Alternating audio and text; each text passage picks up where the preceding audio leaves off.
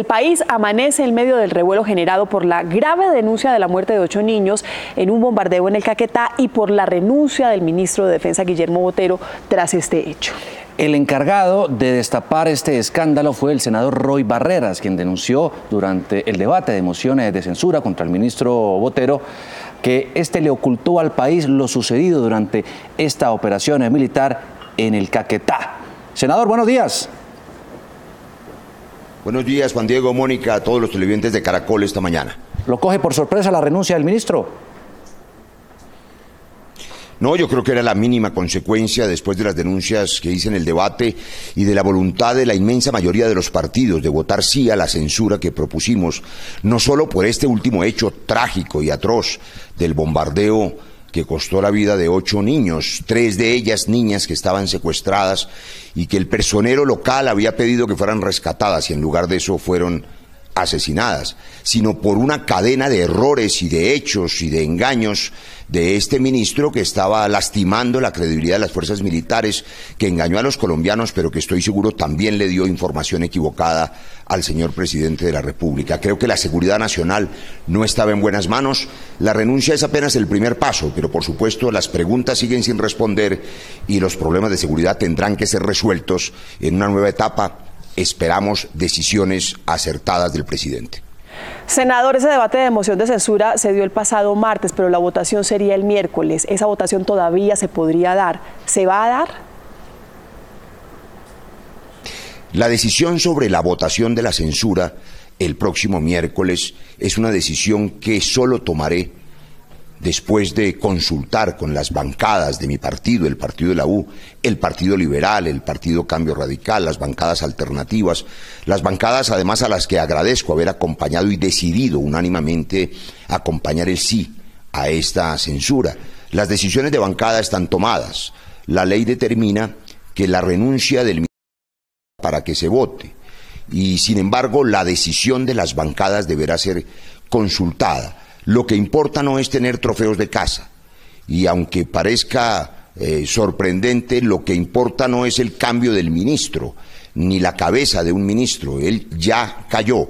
Lo que importa son las respuestas a los problemas de seguridad de los colombianos, la tranquilidad del norte del Cauca, donde hay un genocidio indígena, las respuestas a la masacre contra los líderes sociales, contra los campesinos, la matanza que no para, la garantía de seguridad para los ciudadanos en las calles, en los barrios de las ciudades colombianas, donde la seguridad está disparada, y la certeza de que la política de seguridad es una política que privilegia los derechos humanos y las garantías para la vida. Eso dependerá, por supuesto, de las decisiones y de los anuncios que espero en las próximas horas haga el presidente de la República.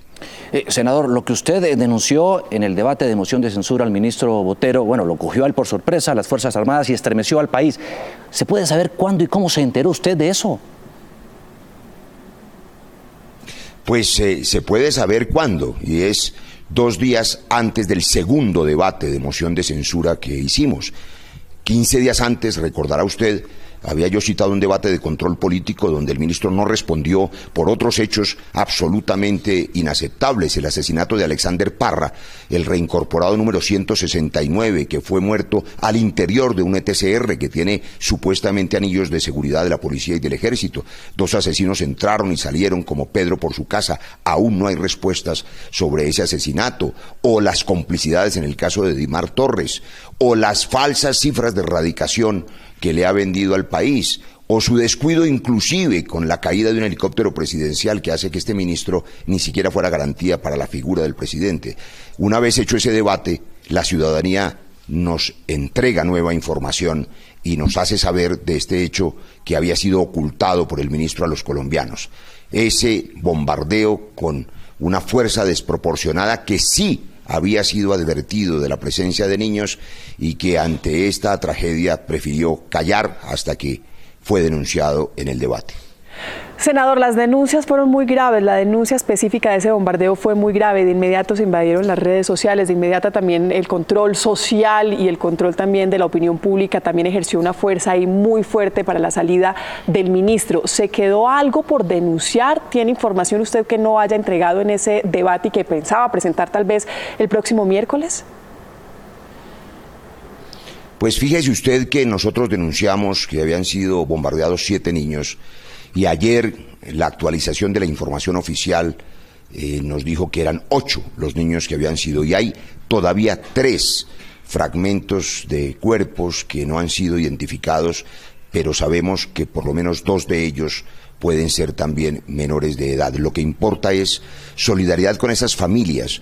Hay que decirle hoy a los colombianos que esas familias aún no reciben ni siquiera los restos de sus niños para que puedan tener cristiana sepultura, que la lentitud en las decisiones y el ocultamiento de la información revictimiza a estos niños y niñas, que el ministro quiso decirle a Colombia que estos niños y niñas secuestrados y reclutados a la fuerza, y 3 de ellas abusadas sexualmente por los criminales del narcotráfico que causaron estos delitos, eran guerrilleros o eran disidentes y por tanto casi que merecían haber sido bombardeados. Es inaceptable. En ningún conflicto en el mundo puede aceptarse que niños y niñas caigan como víctimas de fuerza desproporcionada del Estado. ¿Usted cree que el ministro realmente le ocultó toda esa información al país? ¿Lo hizo intencionalmente? ¿Sabía? Sí, es imposible que no lo supiera, y si no lo supiera sería de una ineptitud absoluta. Imagínese usted que los hombres que están en el terreno, que recogen los restos de los cadáveres del bombardeo que es proclamado como un éxito militar, en una rueda de prensa nacional donde hay imágenes y videos y fotografías de las bolsas, no le informen al ministro de la Defensa cuántos son los muertos. Él mintió muchas veces. Para empezar, informó que eran 14 los muertos y eran 18.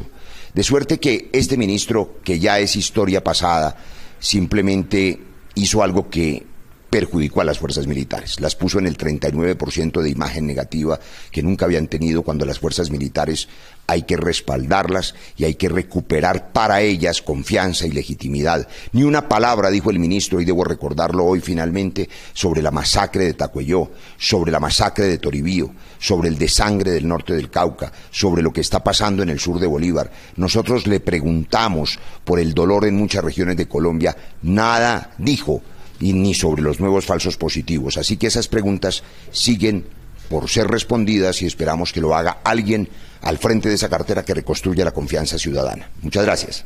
Senador, el presidente recibe esa renuncia, acepta la renuncia del ministro, pero dice que hizo un buen trabajo.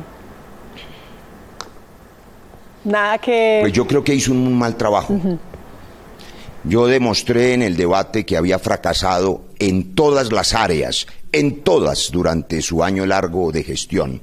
No fue capaz de controlar el narcotráfico, fracasó en la erradicación, le mintió al presidente y lo puso a hacer un ridículo mundial ante Naciones Unidas.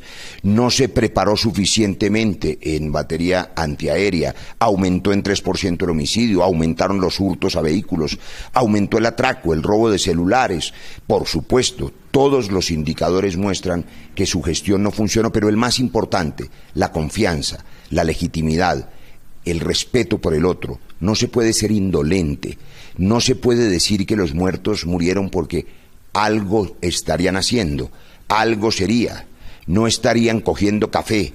Ese tipo de frases que nos devuelven al pasado de la guerra deshumanizaron aún más este conflicto, y seguiremos en la tarea de intentar que se humanice esta sociedad nuestra y que el camino sea el de la paz hacia el futuro y no el de la guerra hacia el pasado, del que este ministro era un agente político.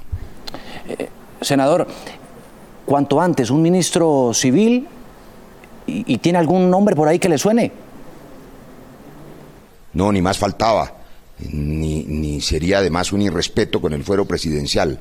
Y además a los partidos que me acompañaron, a quienes agradezco, al partido de la U, al partido liberal, al partido Cambio Radical, a los alternativos, a ninguno de ellos les he escuchado interés alguno en participar en el gobierno distinto a lograr para Colombia un acuerdo de país sobre temas que por lo menos deberían ser 3: el respeto a la paz firmada y por tanto a las garantías para la vida de todos los colombianos, la recuperación de la confianza y legitimidad para recuperar la seguridad ciudadana que está desbordada, y seguramente una agenda económica que permita la reactivación económica del país, que controle el desempleo que sigue desbordado también y que deje de golpear a la clase media con cargas tributarias.